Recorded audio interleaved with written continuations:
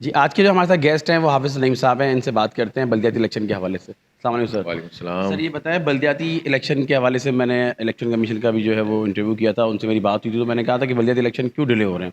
ان کا یہ کہنا تھا کہ کراچی کے اندر جو ہے وہ ایک تو پولیس کی نفری جو ہے وہ کم ہے، کرائم زیادہ ہے، اسٹریٹ کرائم، اس کے علاوہ سیلاب میں ہم نے یہاں سے نفری پولیس کی بھیج دی ہے. تو اس حوالے سے آپ کیا کہیں گے سر؟ نہیں، ایک تو یہ غلط بیانی سے کام لیا ہے سندھ حکومت نے بھی، اور الیکشن کمیشن بھی سندھ حکومت کی ہر بات مان رہا ہے. حالانکہ الیکشن کمیشن کے پاس یہ اختیار ہے کہ بالفرض اگر نفری نہیں بھی ہے تو وہ فوج بھی طلب کر سکتے ہیں، وہ ایف سی بھی طلب کر سکتے ہیں، وہ پنجاب پولیس بھی طلب کر سکتے ہیں.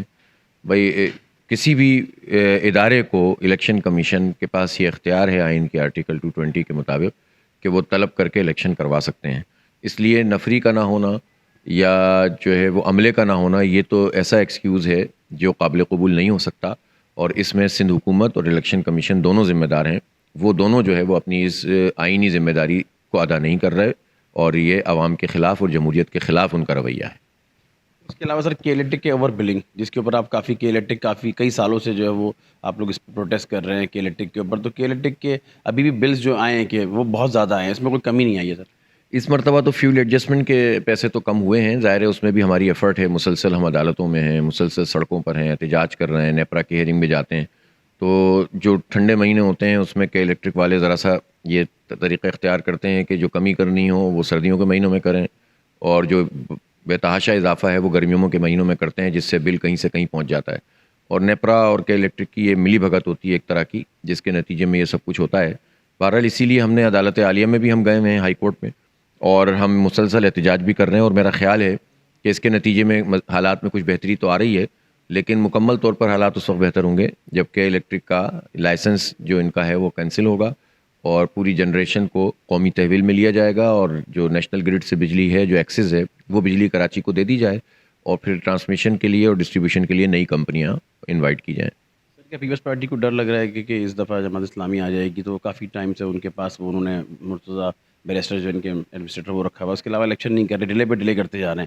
تو کراچی کی سڑکوں کا حال بہت برا ہے، سیوریج کے پانی کا پینے کا پانی نہیں مل رہا لوگوں کو. اس کے علاوہ سندھ حکومت مہنگائی کی طرف بھی نہیں دیکھ رہی ہے. جو ایک اجرت کمانے والا انسان ہے تو گھر کے جو راشن لوگ لیتے ہیں وہ بھی نہیں لے سکتے. وائٹ پوسٹ لوگ اپنی زندگی کس طرح گزار رہے ہیں، بس اللہ پاک ہی چلا رہا ہے. بالکل ایسا ہی ہے، بہت بدترین حالات ہیں. اور اسی لیے آپ دیکھیں کہ اگر معاشرے میں اسٹریٹ کرائمز بڑھ رہے ہیں تو اس میں ایک بڑی وجہ بے روزگاری بھی ہے، تعلیم کا نہ ہونا، صحت کی سہولتیں نہ ہونا، لوگ اپنے بچوں کو کھانا نہیں کھلا پا رہے ہیں. تو پھر مافیاز بیٹھی ہوئی ہیں، وہ نوجوانوں کو اپنے ساتھ ملا لیتے ہیں. اب تو اسلحہ بھی کرائے پہ مل رہا ہے. تو اسی طرح سے آپ یہ دیکھیں کہ جو سندھ حکومت ہے اس کا تو جمہوریت دشمن، کراچی دشمن رویہ ہے. اسی لیے وہ الیکشن نہیں کرا رہے، حالانکہ کوئی جواز نہیں. اور جتنی کرپشن اور لوٹ مار اس وقت ہو رہی ہے، اور مرتضیٰ وہاب صاحب تو ناجائز ایڈمنسٹریٹر ہیں، وہ تو جائز طریقے سے ایڈمنسٹریٹر ہیں ہی نہیں. جب الیکشن اناؤنس ہو جائے تو ویسے بھی الیکشن کمیشن کا کام ہے ان کو برطرف کریں. تو الیکشن کمیشن چونکہ پیپلز پارٹی کے ساتھ ملا ہوا ہے، اس لیے یہ لوگ مل کر کراچی کے خلاف یہ سب کچھ کام کر رہے ہیں. یہی تحریک ہے جو ہم اٹھا رہے ہیں اور لوگوں کی آواز بن رہے ہیں. اسی لیے تو لوگ جماعت اسلامی کو اس وقت پسند کر رہے ہیں، اور تمام جو مقبولیت ہے جماعت کی بڑھتی چلی جا رہی ہے. اس کے علاوہ سر ابھی آپ نے بتایا کہ آپ 9 نومبر کو جو ہے کورٹ جا رہے ہیں، اس حوالے سے بتائیں. دوسرا آپ نے کہا کہ کوئی پروگرام اسٹارٹ کر رہے ہیں آئی ٹی سے ریلیٹڈ، بہت سارے کام پہلے بھی آپ کے چل رہے ہیں. جی، ہم 9 تاریخ کو تو الیکشن کمیشن میں جا کر اپنا موقف پیش کریں گے. سپریم کورٹ پہ ہم نے کیس کیا ہوا ہے، اس کی جیسی ہیئرنگ آتی ہے تو ہم لوگ اس میں پوری طرح سے پارٹیسپیٹ، ہمارے وکلا بھی اور ہم خود بھی کریں گے.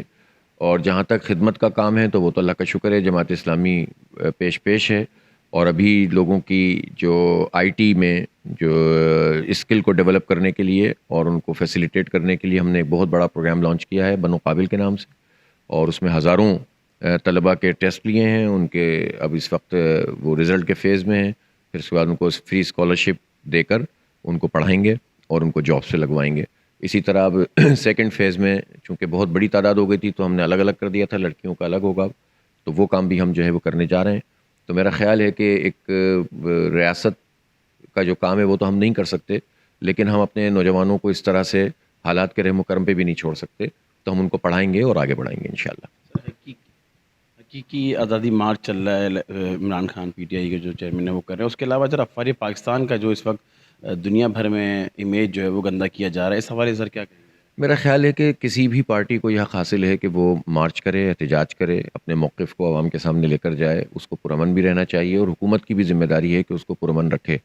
اب اگر پنجاب میں ایک بہت بڑا واقعہ ہوا، ظاہر ہے ایک قابل مذمت ہے، ایک نیشنل لیول کے پاپولر لیڈر کے اوپر اگر گولیاں چل جائیں اور اس کے لوگ زخمی ہو جائیں اور ان میں سے ایک کی شہادت بھی ہو گئی، تو یہ بہت بڑا سوالیہ نشان ہے اور خود پنجاب پولیس پر ہے۔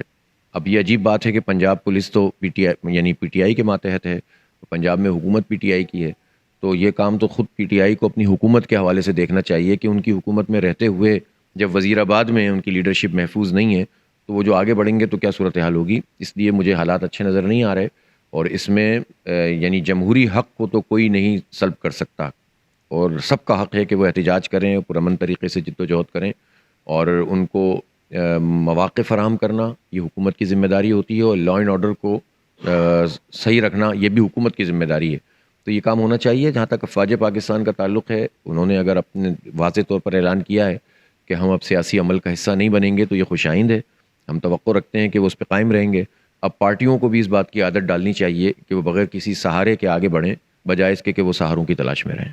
جی ناظرین، میرے ساتھ موجود تھے آج جماعت اسلامی کے امیر حافظ نعیم صاحب۔ ان سے ہماری کراچی کے جو ہے اس وقت کرائم، اسٹریٹ کرائم کی صورتحال اس حوالے سے بات ہوئی، بلدیاتی الیکشن کے حوالے سے بھی ہم نے بات کی، اور اس وقت جو ہے حقیقی تحریک مارچ پی ٹی آئی کے جلسہ سے بات ہوئی ہے۔ اگر آپ ان کی رائے سے متفق ہیں تو ہمیں اپنی قیمتی رائے سے آگاہی کرتے رہیے گا، اور ہمارے نیکسٹ گیسٹ سیلیبریٹی جو ہوں گے اس کے ساتھ میں آپ کی خدمت میں حاضر ہوں گا۔ دیکھتے رہے ہمارا یوٹیوب چینل زاویہ نیوز پی کے، اور ہمارے چینل کو سبسکرائب بھی کریں اور لائک بھی کریں۔